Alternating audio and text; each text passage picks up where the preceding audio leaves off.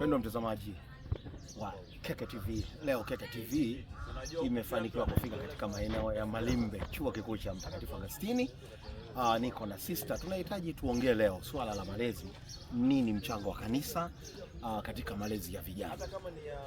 Ni kweli kanisa lina mchango mkubwa katika malezi ya vijana, licha ya kwamba malezi yanaanzia nyumbani kwenye familia, lakini bado pia kanisa lina jukumu la kutoa malezi kwa vijana, na jukumu la kanisa katika kutoa malezi kwa vijana linahakikisha kufanya hivyo kwa kupitia mambo mbalimbali.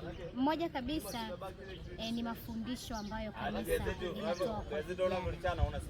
Kanisa huwa linatoa kawaida mafundisho. Kwanza kuna mafundisho ya kuwaingiza vijana katika Kristo kupitia mafundisho mbalimbali. Kuna masakramenti mbalimbali ambayo kanisa inawafundisha vijana kujiingiza katika imani, na kupitia mafundisho hayo sasa vijana wanaimarika kiimani, vijana wanafundishwa msingi wa kuishi katika upendo baina yake na jirani, lakini pia yeye mwenyewe na Mungu. Kupitia mafundisho hayo kijana anaweza akajenga msingi wa kujiheshimu yeye kama yeye, kutambua yeye ni nani, thamani yake katika jamii na thamani yake katika kanisa. Lakini sister, ni kweli kwamba wote wanaopata hayo mafundisho ya awali wote wanakuwa katika hiyo hali unayoisema, au baadhi yao wanakuwa hivyo lakini baadhi yao wanakuwa wanakengeuka?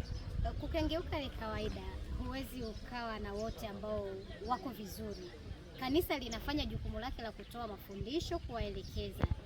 Swala la kuishi au kukengeuka ni jukumu la mtu mwenyewe, kwa sababu binadamu ana utashi, akili na maamuzi yake binafsi. Nakumbuka ni kijana anapotoshwa na vitu vingi. Kwa kanisa linatekeleza wajibu wake kufundisha hivyo.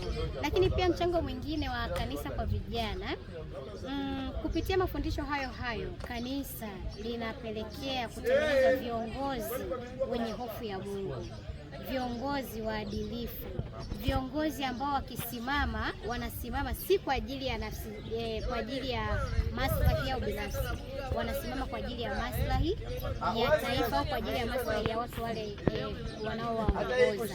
Na hayo yote, kiongozi ambaye anamcha Mungu, kiongozi ambaye anafuata misingi ya kiimani, haijalishi ni dhehebu gani, kwa sababu kila dhehebu lengo lake ni kusaidia mwanadamu kufikia utakatifu.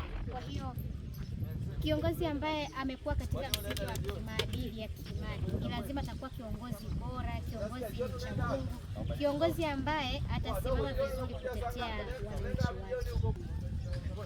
Wapendwa watazamaji wa Keke TV wanatamani sasa kujua kwamba mchango huu sasa wa kanisa katika maadili ya vijana, manake kanisa linapaswa overlook.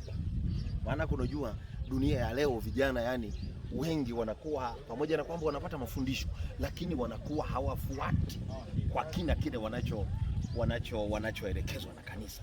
Ni nini sasa unachodhani kwamba kanisa lifanye zaidi ili walau liweze kuwa overcome hawa vijana wafuate kile wanachoelekezwa na kanisa? Asante. Mimi sifikiri kwamba kuna kitu ambacho kanisa halifanyi. Kanisa linafanya vizuri, na ndio maana kanisa linaandaa matamasha mbalimbali ya vijana.